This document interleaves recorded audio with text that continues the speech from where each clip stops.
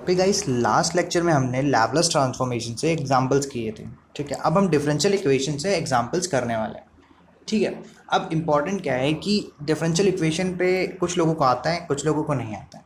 तो जिनको आता है वो डिफरेंशियल इक्वेशन से भी कर सकते हैं, जिनको नहीं आता वो लैपलेस ट्रांसफॉर्मेशन से करें अनटिल एंड अनलेस स्पेसिफाइड ना हो क्वेश्चन में कि इस तरीके से कर रहा है। ठीक है, अब डिफरेंशियल इक्वेशंस में आपको कॉम्प्लीमेंट्री फंक्शन और पर्टिकुलर इंटीग्रल से भी आना चाहिए, ये तरीका आना चाहिए, तब आपको आसानी होगी इस क्वेश्चन करने में। ठीक है, तो आप 5 मिनट का वीडियो देखिए, अपने आप आ जाएगा, किसी भी यूट्यूब में मिल जाएगा, किसी चैनल पे मिल जाएगा। ठीक है, तो आपको ये अच्छे से आने लगेगा। और जहाँ तक मुझे कंसिडरेबल लगता है कि आपको डिफरेंशियल इक्वेशन से ही करना चाहिए, क्योंकि इसमें गलती होने के चांसेस कम होते हैं, क्योंकि लैपलास में हमें बहुत सारी प्रॉपर्टीज़ याद करनी पड़ती हैं, हालांकि डिफरेंशियल इक्वेशन में इतनी प्रॉपर्टीज़ याद नहीं करनी पड़ती। ठीक है, आगे बढ़ते हैं, हमारे क्वेश्चंस पे आते हैं। ठीक है, यहाँ पर टाइम कांस्टेंट निकालने के लिए बोला है, तो टाइम कांस्टेंट क्या होता है? जो ई की पावर ऊपर चढ़ा रहता है।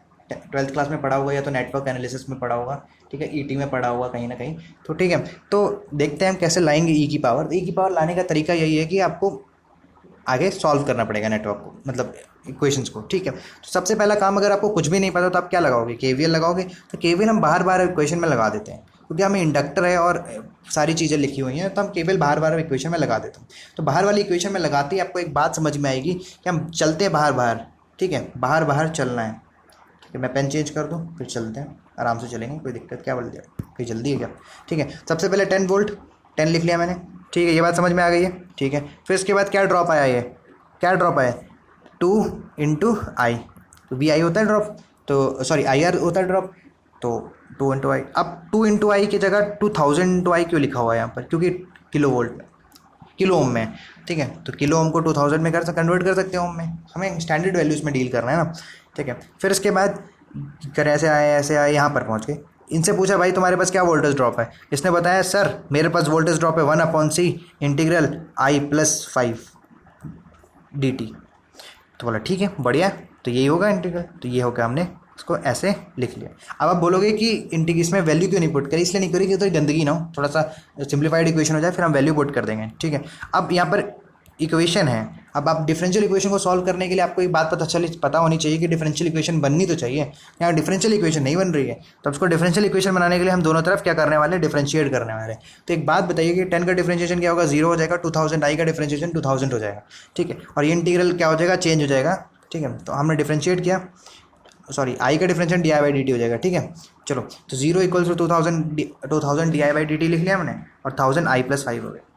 ठीक, क्योंकि किलो ओम्स में था, मिली है। ठीक है, हो गया। अब इसको क्या करिए, थोड़ा सा सिंप्लीफाई करिए, 1000 हट जाएगा और कॉमन लेके बस 0 हो जाएगा। अब ये इस फॉर्म में आ गया, D I by D T आ गया इस फॉर्म में। अब जिनको कॉम्प्लीमेंट्री फंक्शन आता निकालते हैं वो निकाल लीजिए। क्या लिखते हैं कॉम्प्लीमेंट्री फंक्शन? ए ई की पावर जो रूट आया है, क्या रूट आया? -1/2 इंटू टी। ठीक है, तो ये हमने कॉम्प्लीमेंट्री फंक्शन लिख लिया। फिर इसके बाद पर्टिकुलर इंटीग्रल क्या आ रहा है? -5 आ रहा है, -5 लिख लिया हमने। ठीक है, और इसको सॉल्व कर लिया। जैसे ही सॉल्व किया तो आपको सॉल्यूशन क्या ऑफ डिफरेंशियल इक्वेशन क्या होता है? तो सॉल्यूशन ऑफ डिफरेंशियल इक्वेशन क्या होता है? वो होता है complementary function plus particular integral, दोनों का सम होता है। ठीक है, तो दोनों का सम होता है, तो देखो ध्यान से देखो, तो इस कॉम्प्लीमेंट्री फंक्शन क्या है हमारा? ए ई की पावर -1/2 टी, और पर्टिकुलर इंटीग्रल क्या है? -5 है। तो ये हमारा आंसर हो गया। इतना नहीं पूछा हमें टाइम कांस्टेंट की वैल्यू चाहिए, तो मतलब टाउ चाहिए। टाउ क्या होता है? ई की पावर -t/टाउ होता है कि नहीं होता? कहीं सुना है ऐसा? अगर ऐसा सुना है तो आप बहुत सही हो, और बहुत सही हो मतलब क्या हुआ कि आप यहाँ पर कंपेयर कर लो, टाउ की वैल्यू हो जाएगी 2 सेकेंड्स। टाउ की वैल्यू आ गई 2 सेकेंड्स। ठीक है, और क्वेश्चन देखते हैं, जिनको डिफरेंशियल इक्वेशन आता है वो बहुत आसानी से कर लेंगे इस चीज़ को। ठीक है, चलो फिर से केवल इक्वेशन लिख लगाते हैं इस क्वेश्चन में। ठीक है, लगा दो। यहाँ पर कुछ चीज़ें दे रखी हैं, जैसे क्या दे रखा है कि स्टार्टिंग पोजीशन में पढ़ लेते हैं। The switch S is move from the position 1 to 2, एक पोजीशन 1 से पोजीशन 2। हाँ, स्विच वाले क्वेश्चंस भी करने चाहिए हमें, क्योंकि स्विच वाले क्वेश्चंस में हम बहुत जल्दी फंस जाते हो। ठीक है, देखो स्विच वाले क्वेश्चंस का क्या डील होता है कि प्रॉब्लम क्या होती है कि हमें नहीं समझ में आता है इंडक्टर कैसे बिहेव करेगा, कैपेसिटर कैसे बिहेव करेगा। ठीक है, at the starting at the end.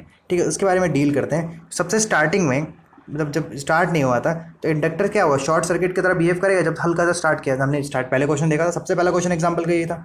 ठीक है, शॉर्ट सर्किट की तरह बिहेव करेगा। शॉर्ट सर्किट की तरह बिहेव करेगा तो केवल इक्वेशन लगाओ जरा। तो लगाया 5 of you of T, 5 of you of T, ये देखो। ठीक है, इक्वल्स टू अब कहाँ से, सबसे पहले कहाँ पर है हमारा स्विच, बताओ, सबसे पहले ऊपर है तो क्या हो जाएगा, बोलो, ये हो जाएगा। आर में तो आई ऑफ टी 1 × R, और फिर इंडक्टर में ड्रॉप क्या हो जाएगा, LdI/dt। ठीक है, इसी चीज़ को आप क्या करो, सॉल्व करो। तो कॉम्प्लीमेंट्री फंक्शन फिर से हमारा e⁻ - आ जाएगा, और इसको सॉल्व करेंगे पर्टिकुलर इंटीग्रल आ जाएगा। दोनों को सॉल्व करने के बाद हमारा आंसर हो जाएगा ये। ठीक है, मैं देखो यार, मैं ये नहीं बता सकता ना यार कि कैसे सॉल्व करते हैं पर्टिकुलर इंटीग्रल और कॉम्प्लीमेंट्री फंक्शन। ठीक है, अब ये बताऊंगा तो बहुत टाइम लग जाएगा ना, अपने को सिलेबस भी खत्म करना है टाइम से। ठीक है, सिलेबस इन द सेंस कि मुझे पता है कि आप ये वीडियोस आपने 1-2 दिन पहले ही देख रहे होगे। ठीक है, क्वेश्चन नंबर 4 में आ जाते हैं। क्वेश्चन नंबर 4 क्या है कि steady state behaviour switching t = 0 पे स्विच कर दिया है। ठीक है, और ठीक है, determine the expression of IT। अब IT का एक्सप्रेशन निकालना है, कोई बात नहीं, फिर से लगा देंगे KVL KCL। तो देखो कहाँ लगाना है, ये तो यहाँ लगा सकते हो, ये तो यहाँ लगा सकते हो, है ना, 2 जगह लगा सकते हो, तो कहीं भी लगा लो, आने तो आंसर तो कहीं ना कहीं से आ ही जाएगा ना। तो अपने को लगाना आना चाहिए। तो हम लूप 1 पे लगा रहे हैं, तो लूप 1 ये है और लूप 2 ये है, तो लूप 1 में लगा दे रहा हूँ। लूप 1 में लगाओ, चलो फिर से क्या आ जाएगा, वोल्ट कितना पोटेंशियल डिफरेंस है, 40 पोटेंशियल डिफरेंस है, 40 लिख लिया हमने। ठीक, कितना करंट, आई करंट जा रहा है, यहाँ पर क्या ड्रॉप होगा, ठीक है, IR होता है ना ड्रॉप, I × R कितना है, 5 आई। फिर LdI/dt, हमारा वही काम, LdI/dt। ठीक है, LdI/dt कर लिया। फिर इसको हमने क्या करा, सॉल्व किया। सॉल्व करने के बाद हमारे पास करंट I1 की वैल्यू आ गई। कैसे सॉल्व किया, वही अपने डिफरेंशियल इक्वेशन तरीके से सॉल्व किया। डिफरेंशियल इक्वेशन तरीके से तो आपको I1 की वैल्यू आ गई, और I1 की वैल्यू आते ही आपको फिर से दूसरे इक्वेशन में KVL लगा दो, तो आपको दूसरी करंट की भी वैल्यू आ जाएगी। ठीक है, ये देखो सेम काम किया हमने। अच्छा, ये डिफरेंशिएट क्यों कर रहा, क्योंकि यहाँ पर इंटीग्रल वाला टर्म था। जब जब कैपेसिटर होगा तब तब डिफरेंशिएट करना है, पॉइंट लिख दो, whenever the capacitor is there you have to differentiate the equation, it is compulsory. ठीक है, चलो फिर ये हमने सॉल्व किया, हमारे पास आ गया दोनों करंट की वैल्यू हमने निकाल ली। चलो ठीक है, नेक्स्ट क्वेश्चन में आते हैं। नेक्स्ट क्वेश्चन देखो, ये RLC सर्किट्स का है, मतलब यहाँ पर रेजिस्टेंस भी है, करंट कैपेसिटर भी है और इंडक्टर भी है। ठीक है, और इंडक्टर जो है ना, इसकी 3 वैल्यूज़ है, 1 2 3, कुछ भी रख सकते हैं इसकी वैल्यूज़, हाँ, और ये वेरिएबल रेजिस्टेंस टाइप का है। ठीक है, चलो, तो सबसे पहला काम क्या है, KVL लगाना हो। तो हम यहाँ पर सर्किट सॉल्विंग सीख रहे हैं ना, सबसे पहले KVL लगाओ तो ये 1 वोल्ट हो जाएगा, 1 वोल्ट लिख लिया मैंने। ठीक है, सारे ड्रॉप ओवरऑल वोल्टेज के बराबर होता है ना, ये बात पता है ना। कैपेसिटर में ड्रॉप क्या हो जाएगा, 1/c IdI/dt, sorry 1/c integral IT dt। ठीक है, इंडक्टर में क्या हो जाएगा, LdI/dt, और रेजिस्टेंस में ड्रॉप क्या हो जाएगा, पता ही है, R/IT,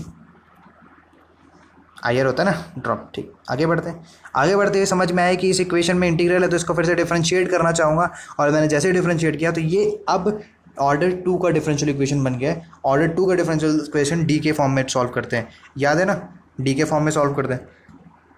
ठीक है, और यहाँ पर R, L और I सबकी वैल्यू 1 1 ले ली है। ठीक है, 1 1 ले ली गई है, तो सबको अब 1 1 पुट कर दोगे तो हमारी इक्वेशन कुछ ऐसी दिखना स्टार्ट हो जाएगी। और यहाँ पर हम लेते हैं ना ऐसे, ये याद आपको, चलो डिवीजन करा देता हूँ। d/dt को हम क्या लेते हैं, D लेते हैं।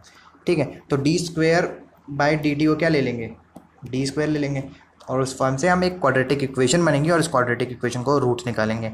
ठीक है, जैसी क्वाड्रेटिक इक्वेशन हमारी क्या बनी, चलो सॉल्व कर देता हूँ मैं इसको। क्वाड्रेटिक इक्वेशन मेरी बनी d² + 1 d² + d + 1 = 0। ठीक है, इस क्वाड्रेटिक इक्वेशन के 2 रूट्स आ गए, और जैसे ही हमने देखा 2 रूट्स आ गए, तो रूट्स को क्या लिखते हैं हम, कॉम्प्लीमेंट्री फंक्शन में a - फिर रूट जो आता है, जो रूट आता है उसको ऊपर लिख देते हैं, प्लस b e⁻² दूसरा रूट है। ठीक है, यही होता है ना कॉम्प्लीमेंट्री फंक्शन। ठीक है, फिर आगे बढ़ते हैं। यहाँ पर t = 0, t = I + 0 पे निकालना है। देखो, हमें ना कांस्टेंट वैल्यू की वैल्यू निकालनी होती है यहाँ पर, क्योंकि हम वहाँ पर अब डिफरेंशियल इक्वेशन थोड़ा ना कर रहे हैं, जनरल सेंस में आंसर थोड़ा निकाल रहे हैं, हमें तो आंसर निकालना है ना। तो हम t की वैल्यू 0 और पे क्या होगा, करंट की वैल्यू 0 होगी, तो a और b की वैल्यू आ जाएगी। तो a और b की वैल्यू आपने निकाल ली। ठीक है, और यहाँ पर पुट कर दोगे पहला। फिर इसके बाद हमें वो निकालना होगा, क्या, ये चीज़, ये क्या है, पर्टिकुलर इंटीग्रल निकालने का तरीका होता है। पर्टिकुलर इंटीग्रल कैसे निकालते हैं, पूरे वाले फंक्शन को नीचे भेज दिया जाए और वैल्यू को पुट कर दिया जाए, ऐसे निकालते हैं ना, समझ रहे हो ना। चलो, तो फिर ये हो गया। अब इसको सॉल्व करोगे तो आपका जो आंसर होगा वो होगा ये वाला। ठीक है, जहाँ पर a + b की वैल्यू 0 हो। ठीक, तो ये लेक्चर उनके लिए इंटरेस्टिंग होगा जिन्होंने डिफरेंशियल इक्वेशन पढ़ रखा है, जिन्होंने नहीं पढ़ा उनके लिए तो प्रॉब्लम हो सकती है ना। तो आप क्या करिए, सबसे पहले डिफरेंशियल इक्वेशन पढ़िए, फिर इसके बाद डिफरेंशियल इक्वेशन, मतलब मैं पूरा पढ़ने के लिए नहीं बोल रहा हूँ, मैं सिर्फ ये पार्ट बोल रहा हूँ जहाँ पर CF और PI है। ठीक है, ये दोनों पार्ट को पढ़ना है आपको और फिर ये वीडियो फिर से देखना है। ठीक है, आराम से स्लो मोशन में देखिए, पेन चलाइए, आपको अपने आप समझ में आने लगेगा। ठीक है, मैं एक्सप्लेन कर रहा हूँ इसलिए थोड़ा आपको लग रहा होगा फास्टली एक्सप्लेन कर दिया, लेकिन ये बहुत स्लो से एक्सप्लेन किया मैंने। ठीक है, चलो मिलते हैं फिर अगले लेक्चर में। Bye bye.